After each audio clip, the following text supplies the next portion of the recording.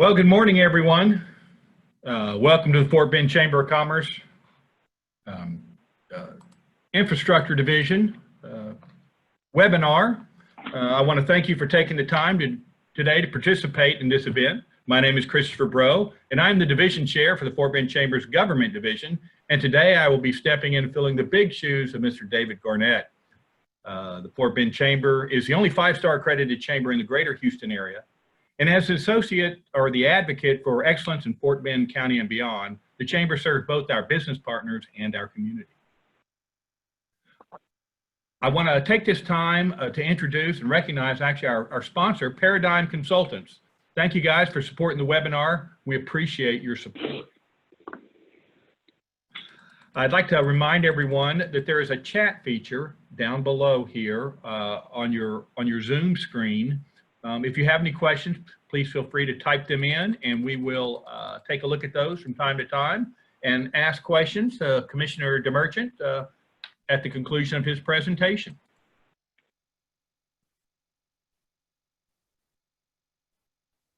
And so it is my great honor to introduce Commissioner Ken DeMerchant.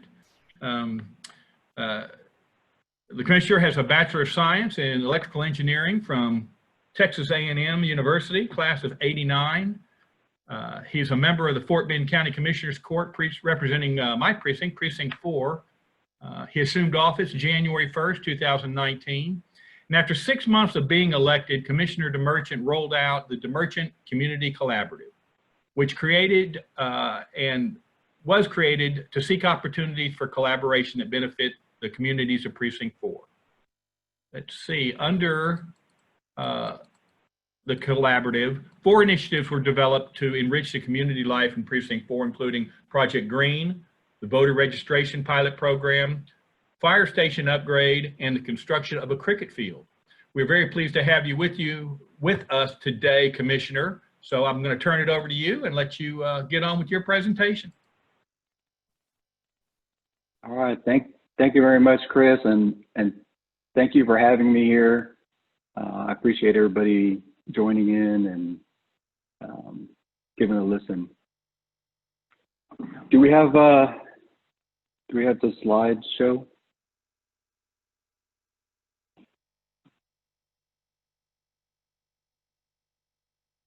Yes, the slideshow is set up whenever you're ready. Okay, because I can't see it, so I don't know what slide we're going to be on. I'm sharing my screen, so you should be able to see on the webinar platform.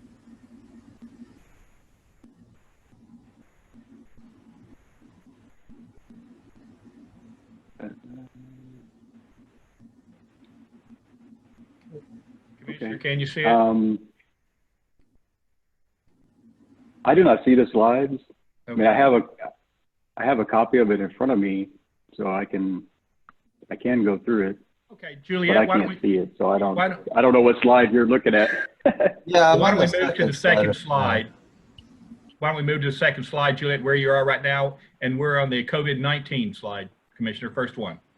Okay. Okay. Yeah. So as you guys all know, we're living through this pandemic. It's unprecedented times.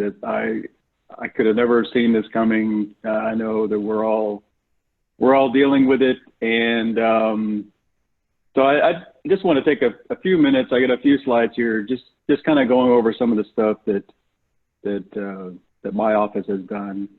And if I could just take a quick minute, you know, the great thing about being commissioner is the fact that we can hire staff, and that is the engine to the office of commissioner.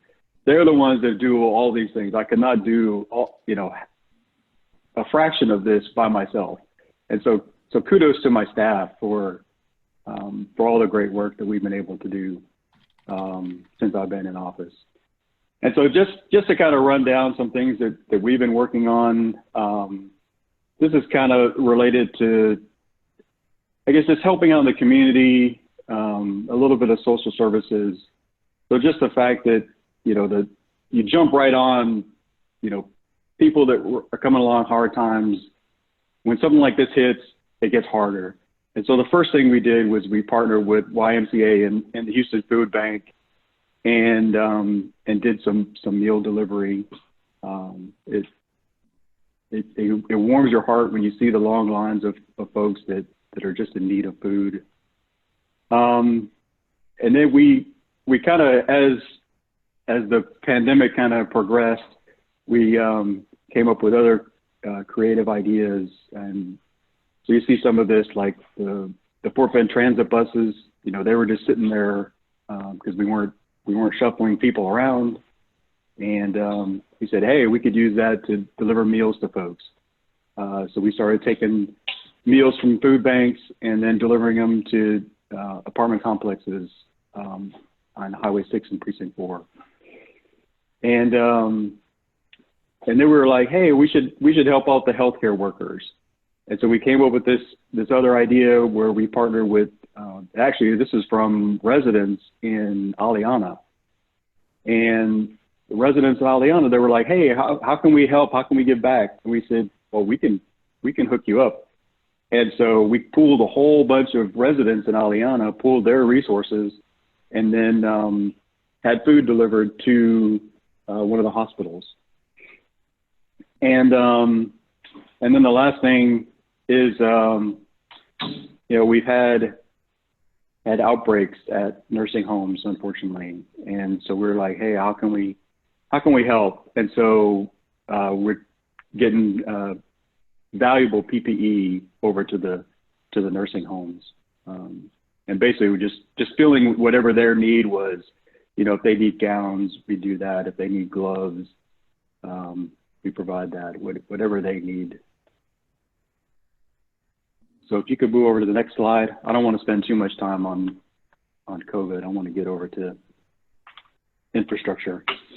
So the next slide, testing sites. There are the 5 county-run test sites. Just so you guys have that and know, these are free.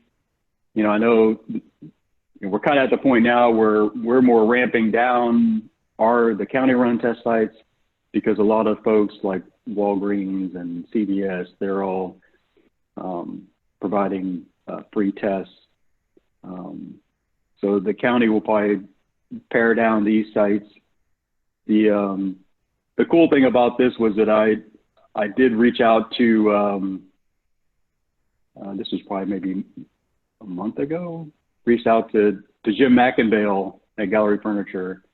And I don't know if you guys have dealt with Mattress Mac, but it was pretty cool getting him on the phone and you say, hey, this is Commissioner DeMerchant.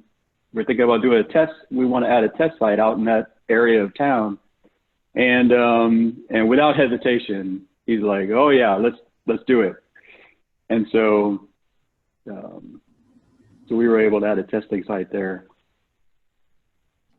And that kind of leads into these next few slides, because these are things that we have that have just started.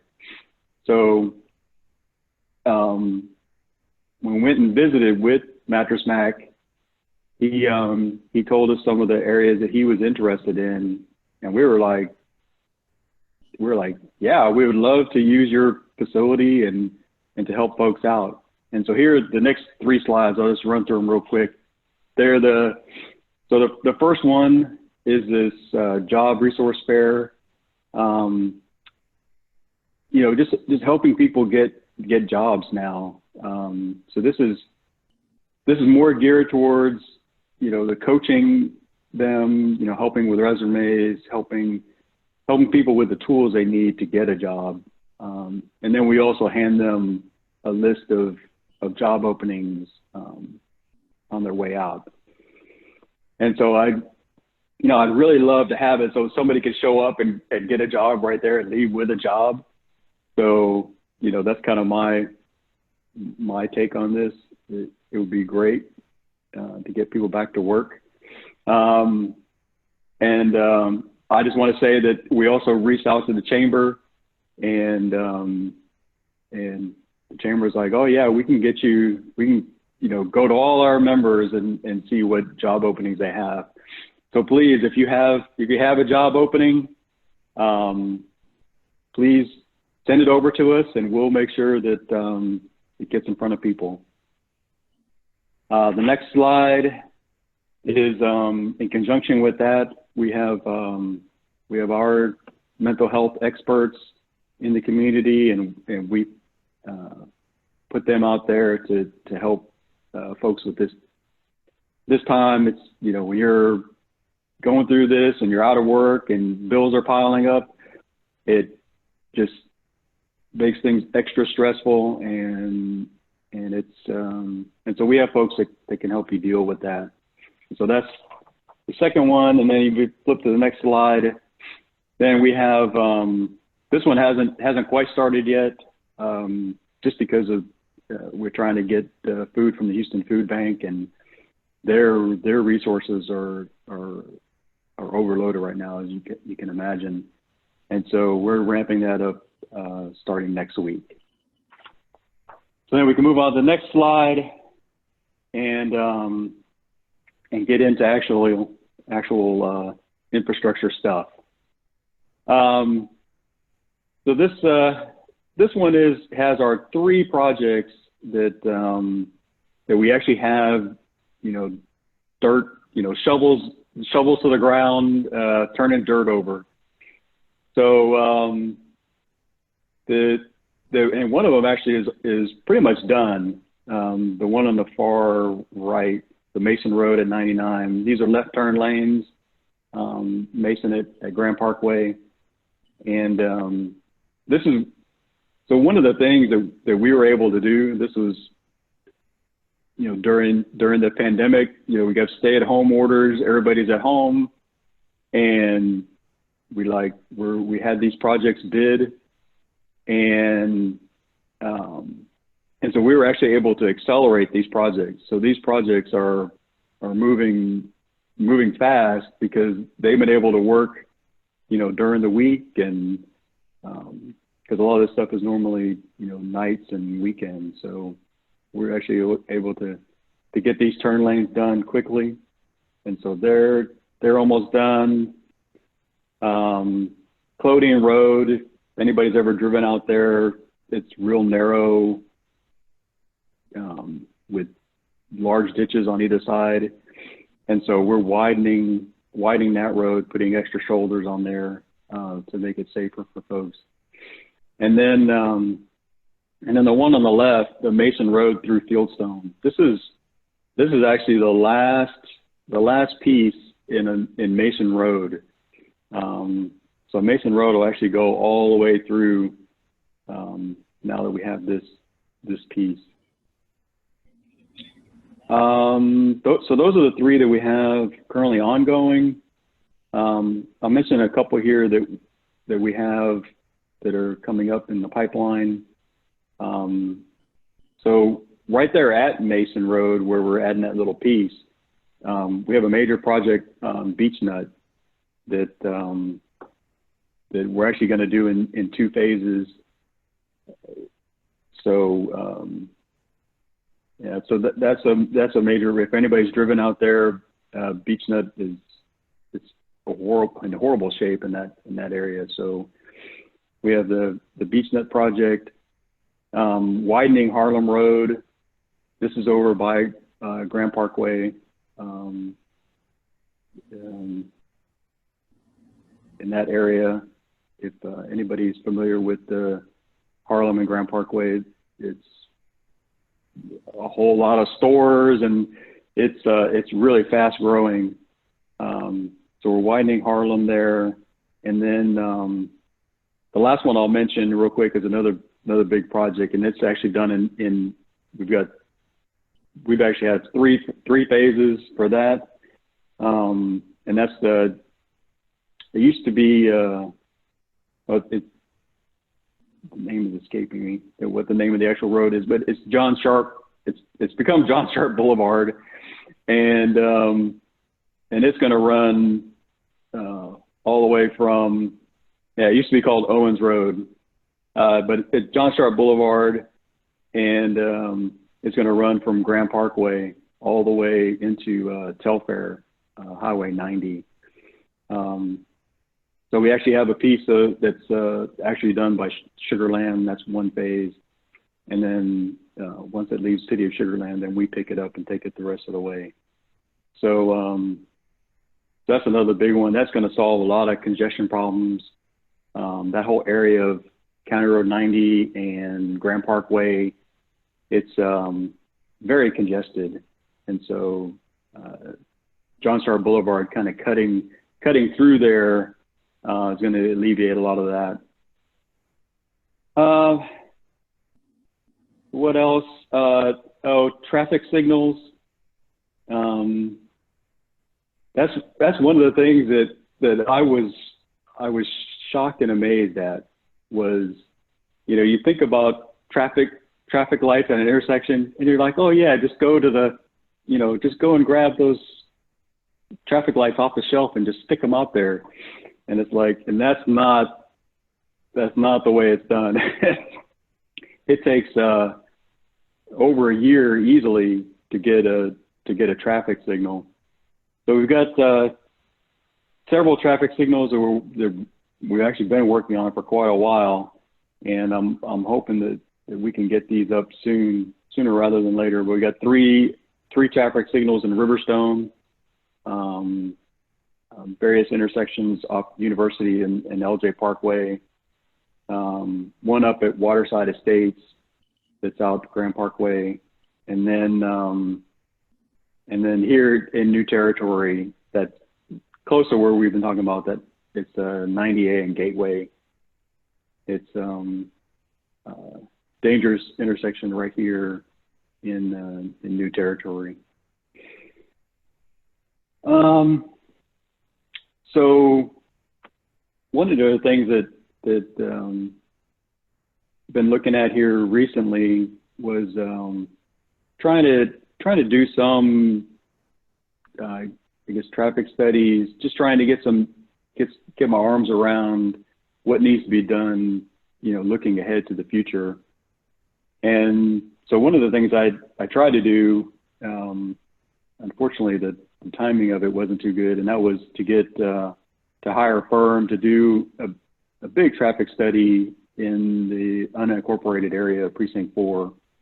So think like West Belfort, West Airport corridors, from Grand Parkway, 1464, down to Highway 6. And unfortunately, I actually hired them hired a firm right before the COVID-19 hit.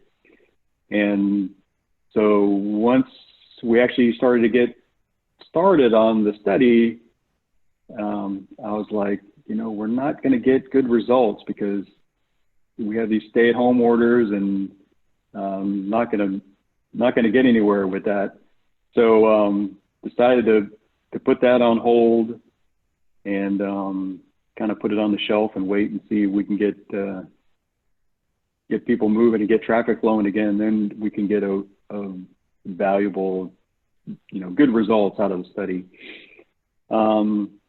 The other thing that I wanted to do is, really wanted to promote, healthy lifestyle where, people can get out and bike and all that. So we actually have a study on developing a trail system. So not sure what I'm gonna find out, but it's over in the same area of unincorporated Precinct 4. So think from Four Corners to Cullinan Park to Aliana, and so I'm interested to see what we actually have a firm working on that, group of landscape architects.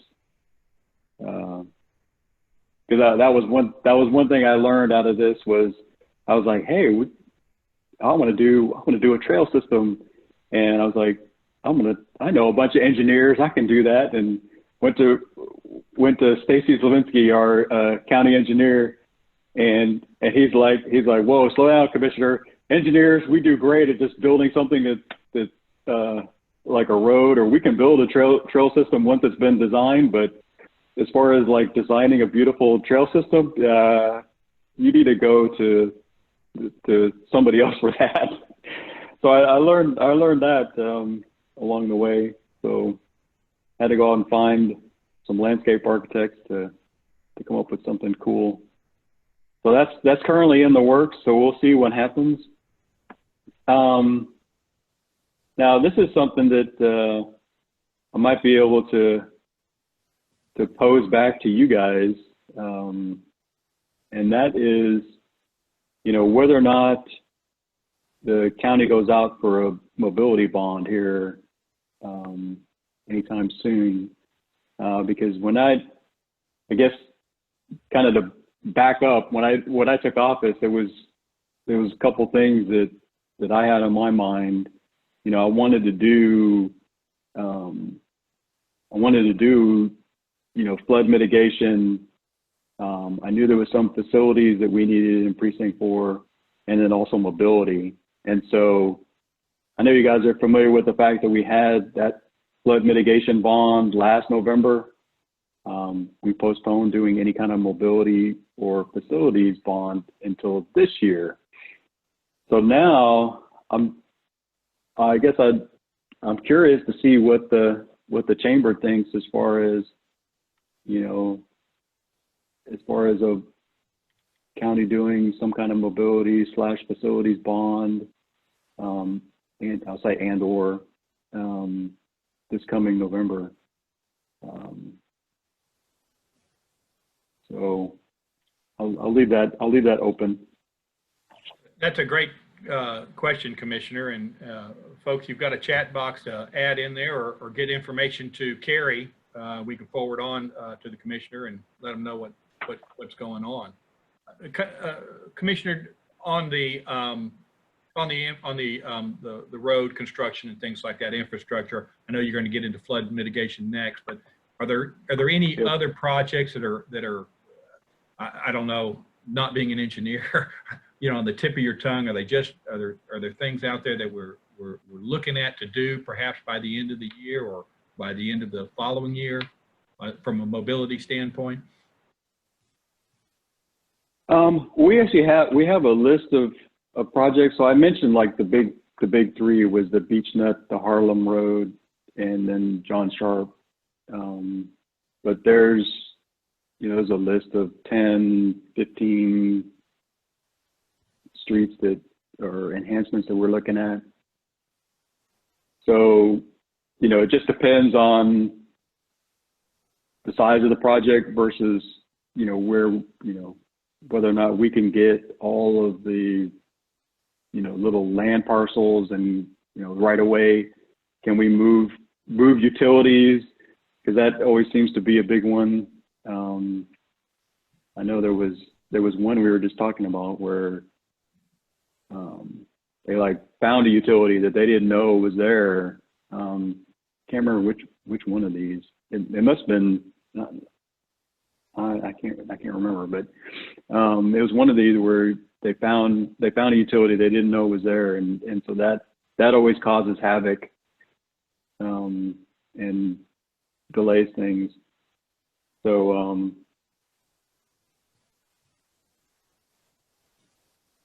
well, good. You want to talk I don't about know, that probably didn't answer your question, but yeah. No, that's okay. No one answers my questions. Would you like to talk about flood mitigation? yeah, if we can move on to the next slide.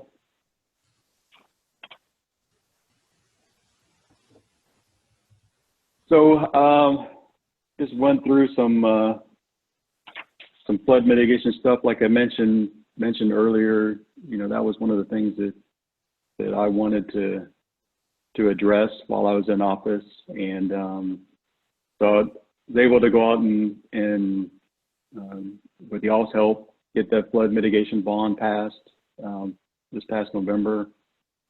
And so we're actually starting to see some of that actually take shape. So right now, the focus of that bond was to look at our little waterways So think of the creeks and ditches that basically get the water out. And so, so we have all these little projects to get the water out faster. And so, you know, you're trying to get the water to the BRAZOS basically. And so one of these on the picture you'll see that's on the lower right hand, and that's ditch H. And so that's one of the things that we identified. It's been an ongoing problem, and it's something that, you know, we have our drainage department that handles these projects or handles the like ditch H, and they don't have the resources to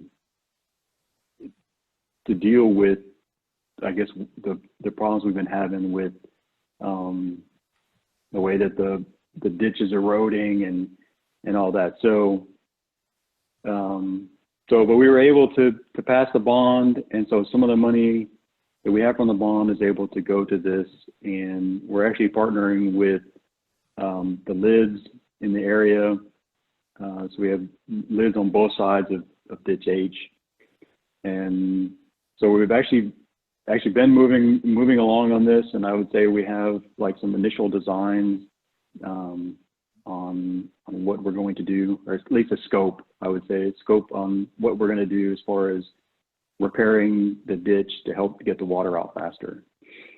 And so we have that, and then work on Oyster Creek, Steep Bank Creek. Those are projects that we have. They're probably earlier on. Ditch H is the one farther along. And then I also have a project on Flat Bank Creek that's it's right on the edge between Precinct 4 and Precinct 2. And that one where we don't even know if we have, we put in an application to TDM to help get funding. And so that was one of the things on the bond, is that we said, hey, we're gonna use it for the county's portion on any kind of FEMA TDM match or any kind of application that we put in. And so the Flat Bank Creek project is the one that it's kind of iffy. We're waiting on if we get approval from TDM for their portion of the money. Otherwise, we'll put that project on the shelf. A couple of the other ones that are in the picture. So on the upper left-hand corner, you'll see the mess in Harvest Green. I guess they had a whole bunch of trash piling up in Oyster Creek, and this one, you know, we actually were told by a resident. You think about, oh, there's just some stuff in the creek, you know, okay, go clean it out, you know, whenever you get a chance. But it really became like almost an emergency situation, because we heard from residents that this basically was creating like a little bridge or a walkway, and so kids were actually playing on this trash that was in the creek. We were like, oh my God, like we got to clean this up fast, and because I'd hate if something happened to a kid because of this mess. And so after a long, you know, running around in circles trying to find out who should do this, we finally got this taken care of and got it cleaned up. And so there's the before and after, so you can see that it's I guess a nice flowing creek again in that area. Then the other one to the right is Bosgaston. That was we do have some areas that take on water there, and this is in the Four Corners area, and so this is something that's been known about for a while. And we said, hey, let's go ahead and take care of it. And so basically putting in piping to help take care of the flooding there in Four Corners area. And then the last one there is just this goes back to that Mason Road project, is just putting in the drainage system to make sure that, you know, that area stays dry after we put the road in. And so that's like well, I guess that's ongoing, and then some of the future stuff from the Oyster Creek and Steep Bank Creek that we have in the pipeline. But I guess it doesn't stop there. I really want to take care of flooding issues, and so we have another project that we've talked about. We're gonna start up again, and that's basically going through area by area in Precinct 4. We have this, I guess, different amounts of flooding, you know, from these different storms that we've had these past few years. And so I really want to go in and drill down into each of these areas and see if there's anything that we can do to take care of this flooding problem. So, you know, even this past storm that was a week ago or so, there was massive street flooding in several areas in Precinct 4. And, you know, I know it rained hard, and you know, we got several inches of rain, I think up to 6 inches of rain in just a few hours in like Riverstone, First Colony, those two areas for sure. And so we saw a lot of, you know, major street flooding just in that thunderstorm. And so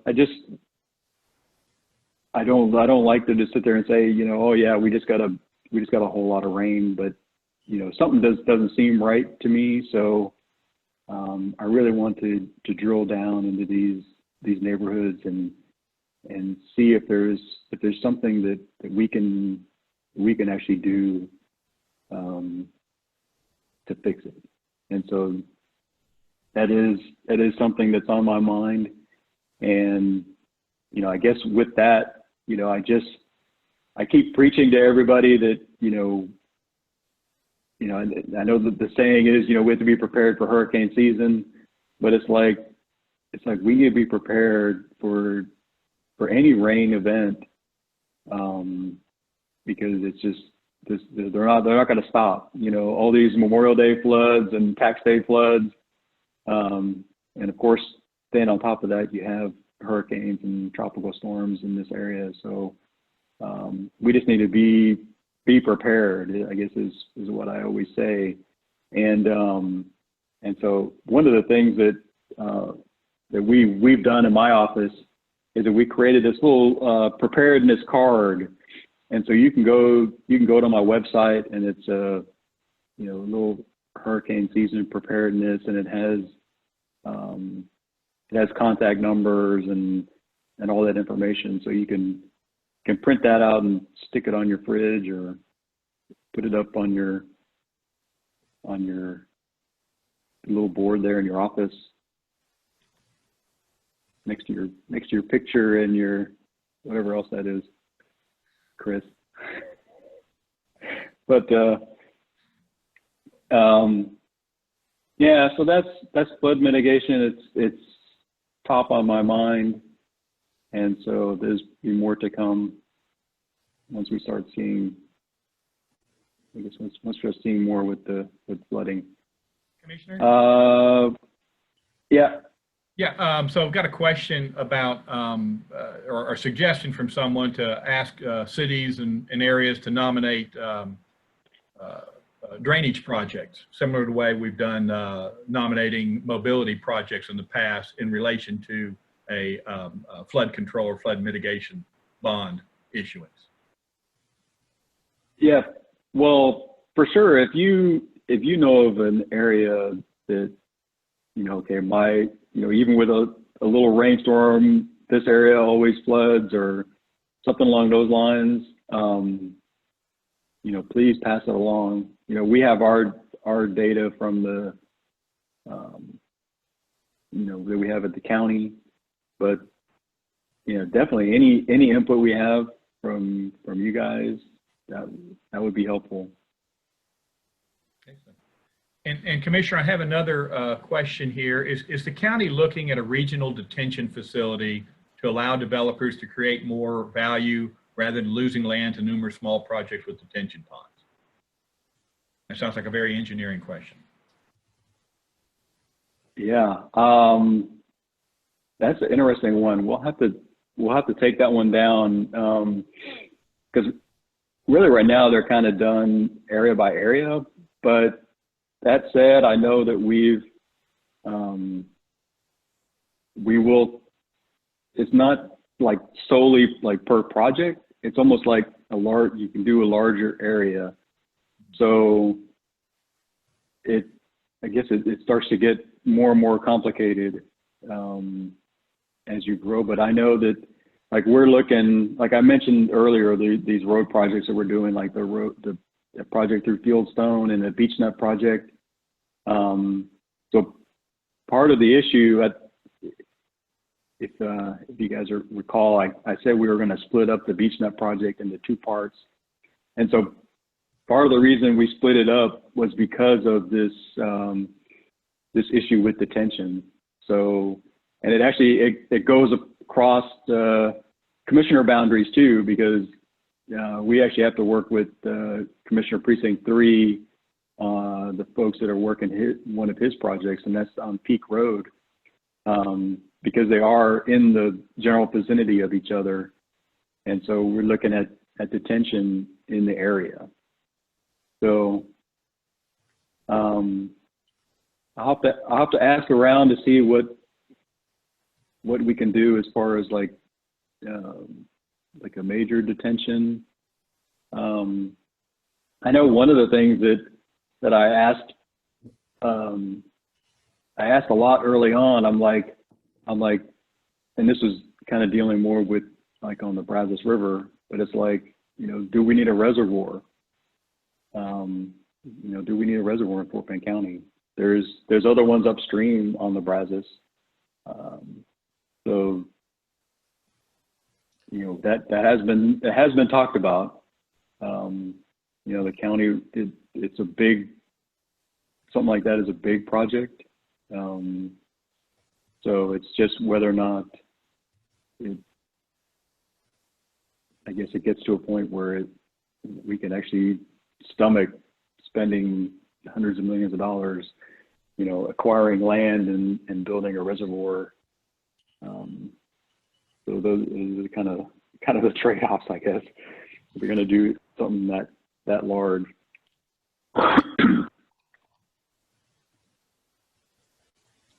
Commissioner, we do have a couple of Lid 2 questions that I think relate to flood mitigation. Okay. And some viewers ask if you can provide an update on the Lid 2 operations and reforms the new commissioners that you appointed have undertaken. Remind us where Lid 2 is. So Lid 2 is the First Colony area. It's actually one of the lids that we actually been working with on that Ditch H project. It's Lid 2 on one side and Lid 17, which is Telfair, on the other side. And so I know you guys are familiar with David Gornett. He's Lid 17 board president.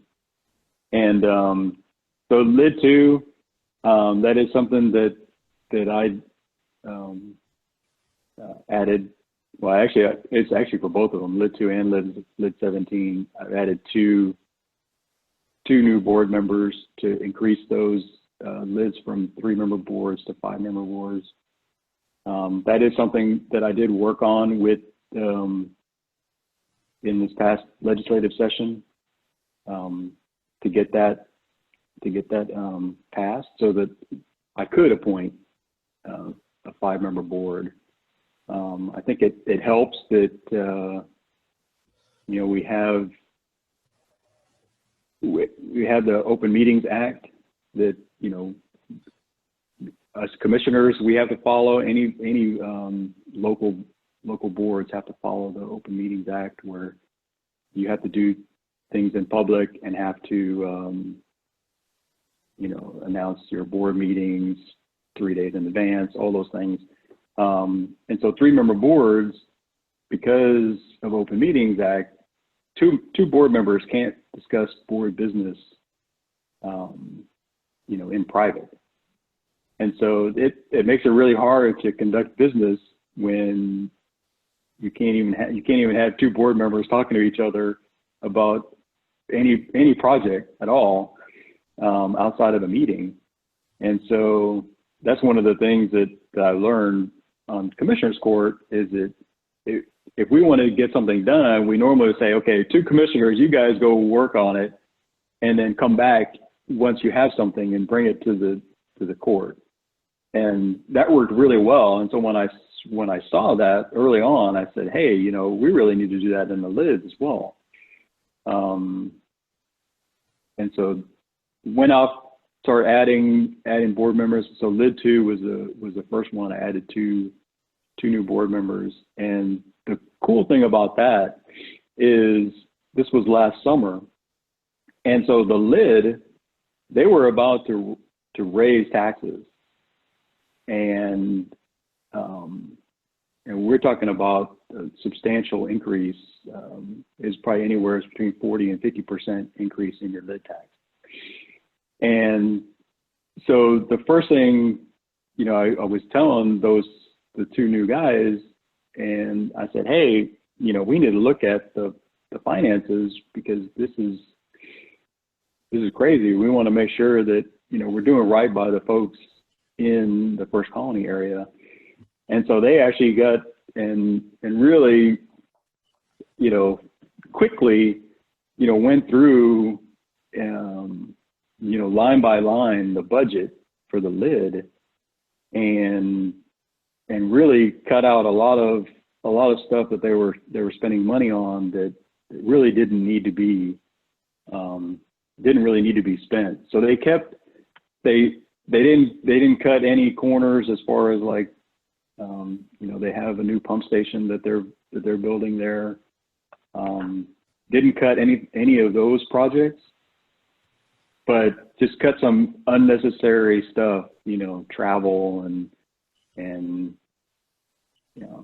travel to conferences and things like that, and just really kind of lean the budget, I would say. And so at the end of the day last summer, I think they had to increase the taxes a little bit, but for the most part, it went from 40% increase down to almost flat. I think there was a few percentage points that they went up on the lid taxes. And like I said, they're still moving forward with projects like the new pump station. So, I guess that was the kind of the long answer to that question. But basically they came in and saved the folks in First Colony some cash. So. Well, excellent. How is that pump project coming along? And if that's out of your area, the pump, what is it, 3rd pump station? Or that might not be a question for you, but. Yeah, I know they are moving along. So I want to say that they've already started, I know they're already through all the design phase, and they have acquired all the land. They actually had to purchase 3 houses. Yeah, and I was out there when they were tearing down those houses. It's an unbelievable sight to see the houses torn down. It's kind of unbelievable. But yeah, they're on track to have that pump station up and running. I want to say in a year or so. Yeah. So they're moving along. I just got a note, Commissioner. It looks from Samantha Harn or Harn on here. Says it's on schedule to begin construction in the middle of next year. So there. So There's an answer. Okay. Well, there you go. Okay. So it's going to begin construction in a year. That's what it sounds like.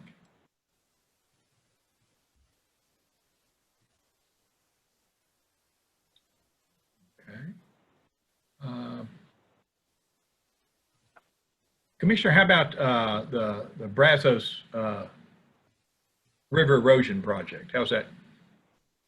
Yeah, so that's the next slide if you have that one up.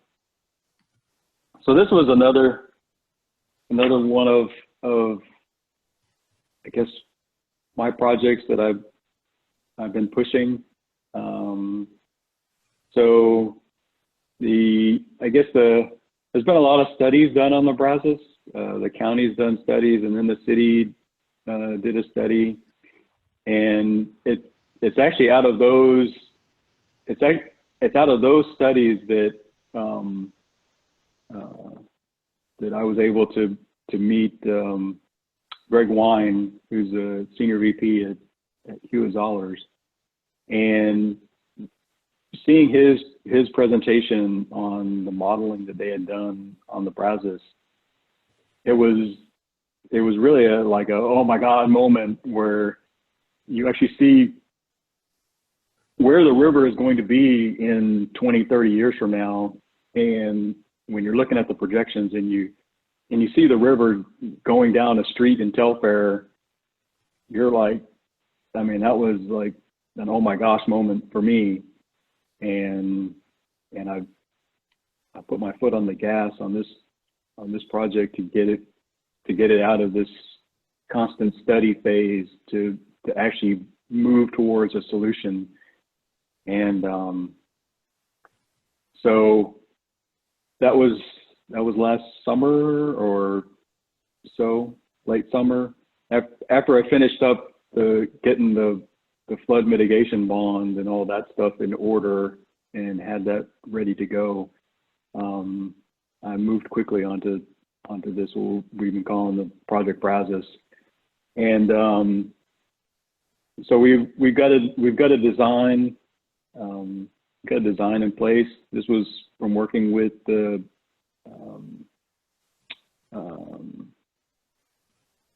Army Corps of Engineers and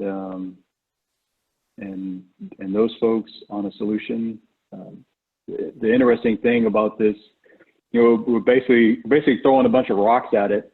So this is, think about like rock walls. It's like a rock wall design. So it's getting a whole lot of rocks and sticking them on the banks to stop the erosion. And so there's like 13, I think it's about 13 sites that between all these different studies, working with the Army Corps of Engineers, that we've identified as being critical. And it's all along the Brazos throughout Fort Penn County. And it's about... Hi, Daddy. So I have... You guys see the slideshow. I don't know if you can see me, but I'm joined by my daughter. Here.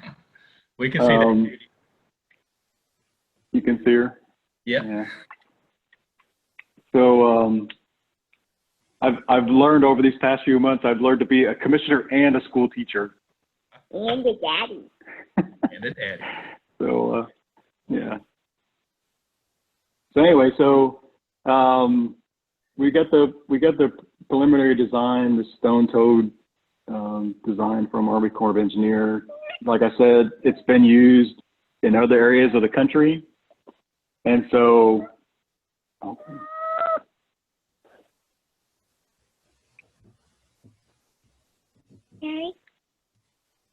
Hang on a second, you guys.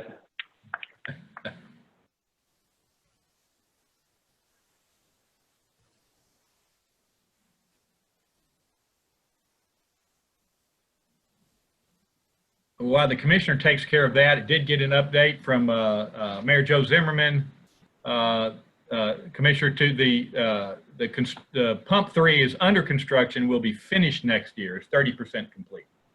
So sorry, that was got some confusing information, but back to you, Commissioner. Okay.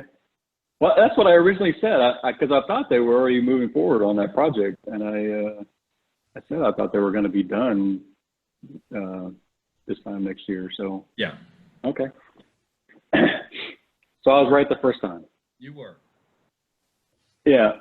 So anyway, so going back to the Brazos River, you know, we have our committee in place. You know, we've had meetings where we brought in all the different stakeholders. So all the different cities and lids and MUDs as well. We've been working closely with Mayor Zimmerman, actually, with the city of Sugar Land, to move forward on this project, because there are several of the sites that were identified. They are in Sugar Land. So really, you know, we've kind of moved into the going after the funding, and so that's where we are right now. Is, you know, this is the 13 sites is $360 million, and it's like for like regular people like us, we're like $360 million. That's a lot of money. But when I have Senator Colcourse in a meeting, and I'm like, this is $360 million, and they're like, and it wasn't just her, it was also the state reps as well. Stevenson was there, and they're like, oh, is that the county share, and or is that the local match? I guess is the way they put it, and I'm like, no, that's the total project cost. And they're like, because they're all expecting numbers with B's on the end, so, you know, Senator Colcourse, she like whips out her phone and she starts doing the numbers on her calculator, and she looks at the number and she's like, oh yeah, this is very doable. And so when you have someone in Austin saying something's doable, it's like, he's like, okay, yeah, let's move forward. So that's a good thing. You know, we have all the folks in Austin, the senators and the state reps. They're all been supportive of the project. We've been going around and getting resolutions from all the entities, you know, because I want to have that stack of support to help us go get the state and federal funding. And so the good thing is that, you know, the state did pass Senate Bill 7 and 8 last legislative session to deal with flooding. And so we've been going after those monies. They also had Prop 8 that had money this past fall, I believe. And then also the federal dollars. So the GLO has quite a bit of money set aside for the federal level, but it's in our Texas GLO office that they're doling it out to different entities. And so we've been actively involved with those folks. The cool thing about the GLO money is some of that doesn't require a match. So I'm hopeful that we can get some of those dollars. But basically, if you look at the big picture, even if we do, you know, straight FEMA funding, FEMA does 75-25, 75% federal and 25% match. But we can actually use state dollars for the match, and so that normally, you know, does another 75-25 split. And so if you look at once you look at the numbers, the $360 million, it turns out to be, you know, between $20 and $30 million for that would have to be local match. And so once you look at it that way, this project becomes very fundable, I guess you can say. So I'm hoping we can keep moving on that. this it's moving along a little slower now because of the pandemic. So I'm hoping that that we can pick this back up and move forward. And trying to get more help from a contractor perspective. So we recently had in the court, the drainage district. I've been calling it a project manager. On the court's item is a grants coordinator, but it's basically to help us with the county to specifically to go after these dollars, to help us write applications, to get with our engineering firms, and to help us get the money. So excellent, Commissioner. Commissioner, we got just a couple minutes left. It sounds like a great project, and like you said, very fundable. I've got a couple of questions here. Well, I can boil it down to one, basically. Could you elaborate, you got 30 seconds, so sorry. Elaborate a bit on the trail expansion out at, I always say the name wrong, Cullinan Park. What does that look like, and what is the what's the timing on that? I guess so go ahead.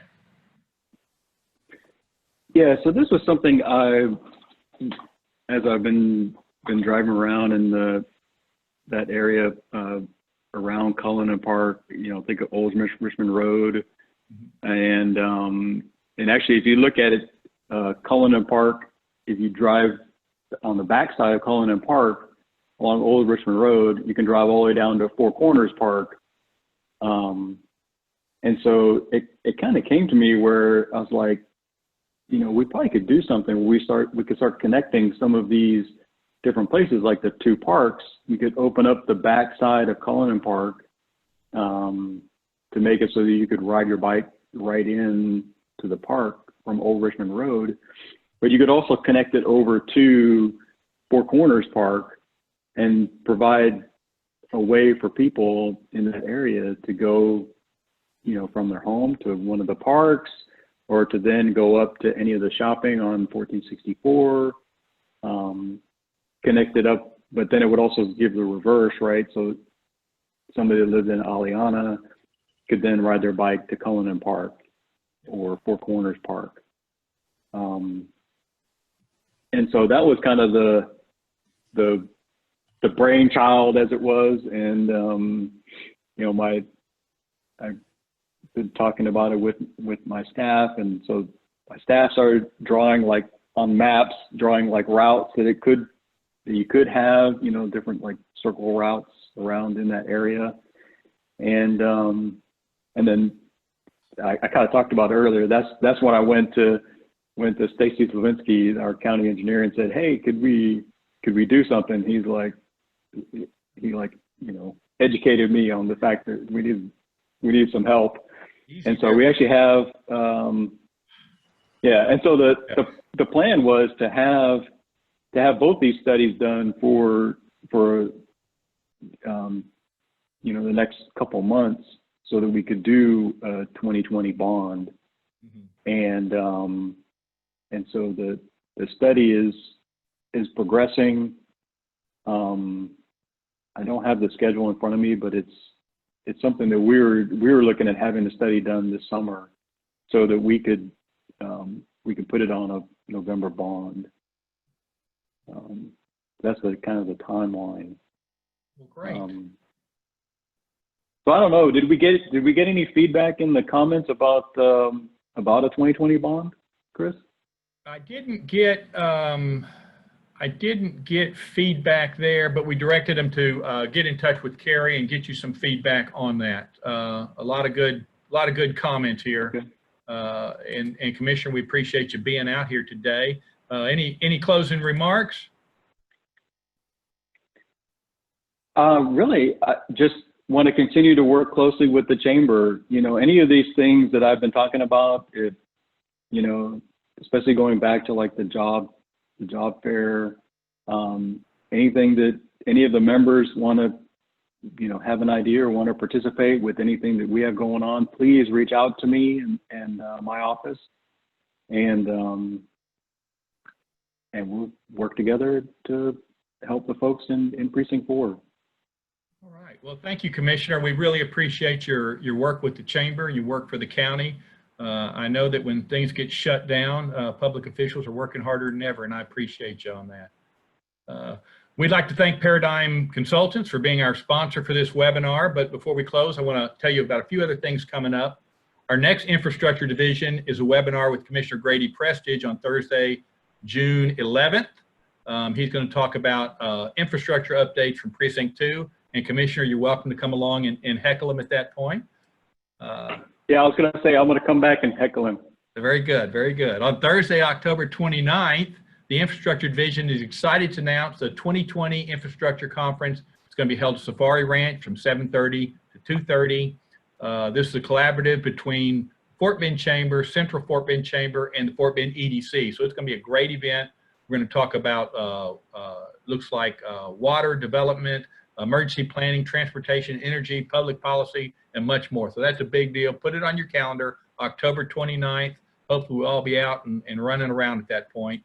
If you're interested in joining an upcoming infrastructure event, please view the chamber website for additional details. Those engineers that have joined the webinar today to claim professional development credit hours towards registration requirements, please email Ryan. He'll get you a certificate. Thank you all for attending today. Recording of the webinar will be available 48 hours on the chamber website. Have a great day. And again, thank you, Commissioner DeMerchant, for your time. You all have a great day. Thank you. You too. Thanks, Chris. Thanks, Commissioner.